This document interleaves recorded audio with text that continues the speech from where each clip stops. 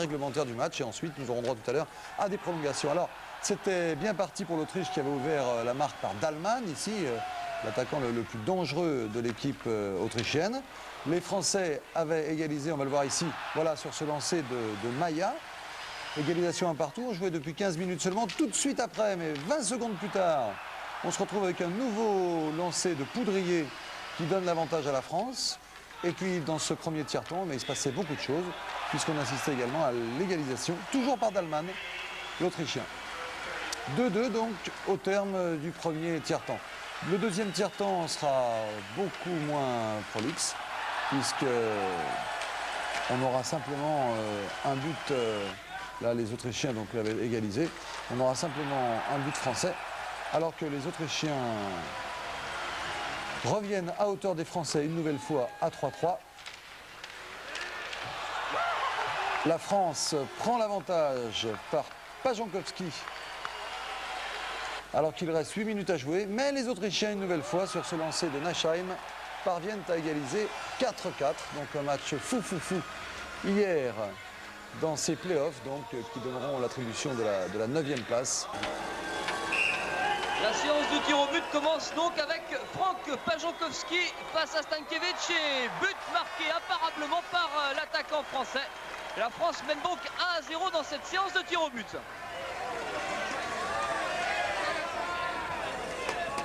Bien joué là du Grand Rouennais. Voilà, qui a donné beaucoup de vitesse, beaucoup d'impulsion au départ et ensuite il choisit de lancer du côté du bouclier. Alors que Stankiewicz était sur son repli vers son but, 1-0. C'est bien parti, maintenant la parole est à Petri Ilonen. Exercice très difficile, peut-être encore un petit peu plus difficile qu'au football. Même si une séance de tir au but reste une séance de tir au but. C'est toujours un petit peu le pile ou face.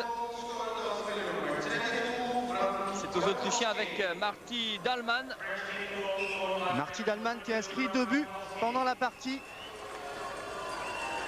Qui arrive et qui marque, ouais, facile du revers. Il a laissé Ilonen se coucher pour lui glisser sous les bottes. Bien joué Marty Dahlmann, un partout.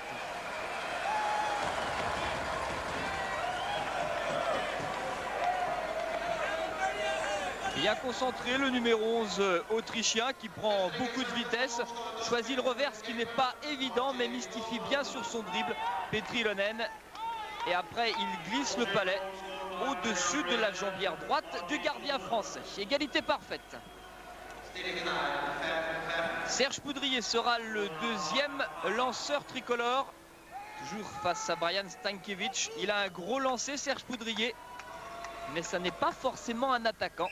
Alors on va voir comment il va négocier ce tête-à-tête avec le gardien. Certainement l'un des joueurs français qui a le mieux réussi. Lancé, but parfait, même chose. Revers. Et deuxième but français, signé Serge Poudrier. Ça part bien pour l'équipe de France. Ouais, 2 sur 2, c'est assez rare en hockey sur glace. Serge Poudrier très calme. On revoit le geste de Serge Poudrier. Une première fin de lancer. Et ensuite, lorsque le gardien est sur son déplacement, on lui glisse sous la botte. 2-1 en faveur des tricolores.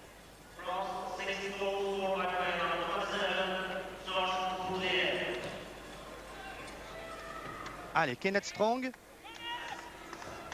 le deuxième tireur autrichien. Kenneth Strong qui ne prend pas beaucoup de vitesse. Face à Ilonen et il marque, oui, bien fait. Non, ça a touché la barre. Oui, oui. Ah, j'ai cru que ça avait pris la barre intérieure. Eh bien, sauvé par le poteau. Et Monsieur Tyler, je crois qu'il demande la vidéo. Ouais, c'est ce qu'il demande, la vidéo, pour voir si le palais n'a pas frappé la petite caméra. Ça, on savait qu'elle poserait des problèmes, ça donne des plans fantastiques, mais on va revoir ça. Alors, le revers, eh non, c'est bien sur la transversale, indiscutablement. Monsieur Tyler a tort. Le palais, on va revoir quand même par assurance. Le revers, c'était bien joué. Et directement sur la transversale du gardien français. Alors que Mühr, le numéro 13, Manfred Mühr, le capitaine allemand, est venu faire de l'intox. Les Français mènent donc 2-1 et ce troisième tir au but est très important pour l'équipe de France. C'est Pierre Pousse qui va se présenter face à Stankiewicz. En général, dans les tête-à-tête, il cherche la lucarne à droite du gardien. On va voir si c'est son choix sur le mitaine. Ouais, ça il le fait parfaitement bien, que ce soit en match ou dans cette séance de tir au but. Parfait l'équipe de France là qui réussit un sans faute. Beaucoup de calme de la part de Pierre Pousse et un bon lancer du poignet. On revoit ça. Pleine lucarne côté mitaine du gardien. Bien fait de la part de Pierre Pousse. Monsieur Savaris, l'arbitre de cette partie.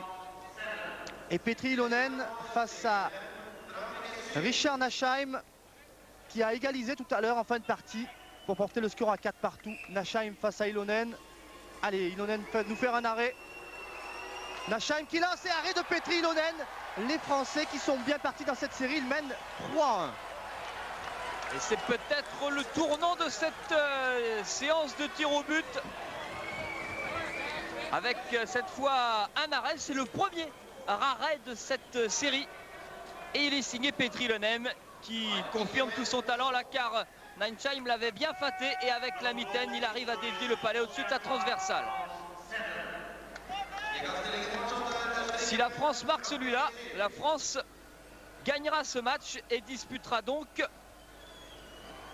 la petite finale de classement pour la 9e ou 10e place. Et c'est quand même une sacrée performance. Benoît Laporte, il a été excellent dans ce tournoi et il marque, l'équipe de France a gagné. Super, Benoît Laporte là comme une bonne image de ce tournoi. Et une équipe de France ravie car elle va disputer le match pour la 9e et 10e place. Super, les Français ont marqué 100% en série de tir au but, 4 sur 4, formidable. Voilà, ils trépignent de joie les Français, ils n'ont pas toujours été à la fête pendant ce tournoi olympique. Eh bien, ils vont terminer 9e ou 10e, ce sera une bonne performance. On revoit Benoît Laporte, il a donné lui aussi du rythme à son tir, il arrive devant le gardien et un lancer du poignet qui trouve Stankiewicz.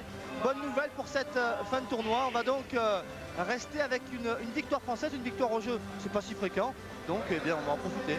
Les Français un tout petit peu juste peut-être pour jouer face aux très grands, Canada, Suède, voire des nations nouvelles comme la Slovaquie. Mais dès qu'il s'agit de jouer au même niveau, les Français sont fidèles au rendez-vous.